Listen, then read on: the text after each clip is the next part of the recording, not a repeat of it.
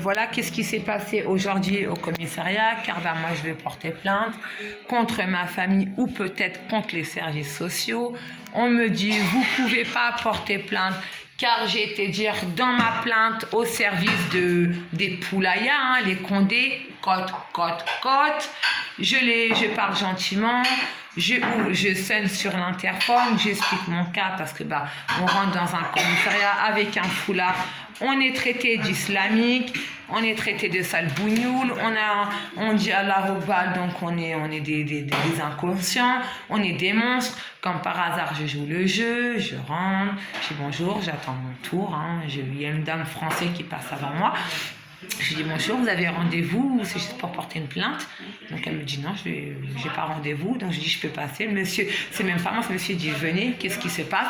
J'ai dit je viens porter plainte, plainte contre abus de faiblesse, contre non-insistance en personne en danger. Il me dit pourquoi? Ben, j'ai dit j'ai expliqué mon cas là à l'interphone, sinon ben, on n'a pas le droit de sortir. Donc je joue un peu la caïra, ou on peut dire la folle aussi, parce qu'il n'y a ni l'un ni l'autre. J'explique ma religion, car mes enfants ils ont été comment dire, placés, on peut dire, pour une histoire de famille religion, car l'État déjà ils sont contre les Arabes.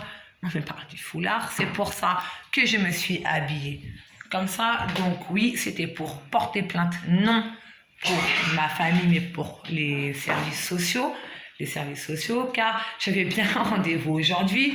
Mon assistante sociale me dit ah ben on peut pas porter plainte aujourd'hui, les rendez-vous au commissariat il y en a pas, on a annulé, mais un rendez-vous au commissariat il y en a à n'importe quelle heure, soi-disant à minuit j'appelle, faut venir porter plainte. On me dit non, et là on me dit non plus, tout ça pour cause de foulard. Je dis monsieur c'est mon foulard qui vous gêne? Ah bah oui madame, on va revenir au foulard. Je dis bah monsieur, si on n'a pas le droit au foulard, je peux même enlever mon foulard, enlever ma djellaba et me présenter comme une française, hein, car j'ai le visage, voilà, vous voyez bien, maquillée. Donc j'ai joué le jeu. Donc il commence à m'énerver, je commence à partir en cacahuète sans dire des mots violents.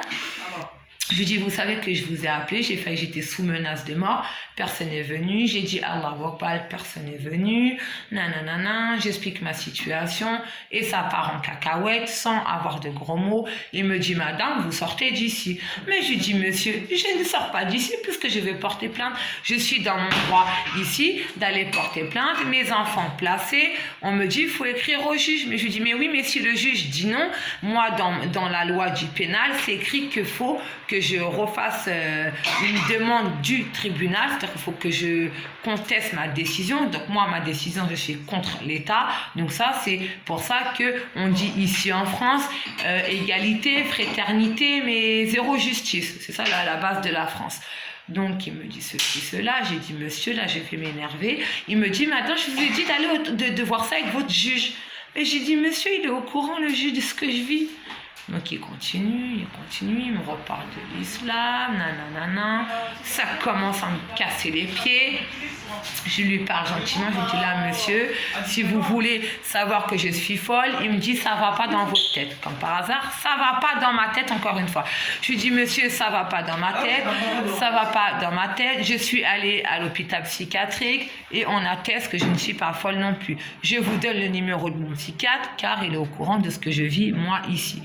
Donc il me dit non, encore. Mais je dis comme je ne suis pas connue psychiatrique, mettez-moi en garde à vue. Il me dit non. Je dis bah si, moi j'insiste. Donc après, il prend le téléphone, car je croyais que c'était pour moi, c'était pas pour moi. Je croyais que c'était pour moi pour aller en garde à vue. Il n'a pas voulu pour essayer de savoir si j'allais où aller, soit pour délinquant. Donc si on me connaît pour pénal, donc je suis inconsciente pour mes enfants. Je suis dangereuse, je suis une maman agressive. Si je suis une maman qui parle de la vérité, je suis folle.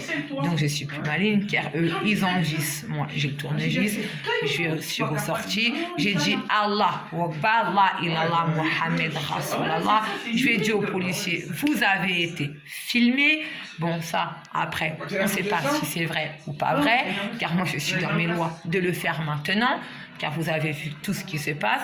Il me fait passer pour une folle ou une délinquante, car j'ai un foulard.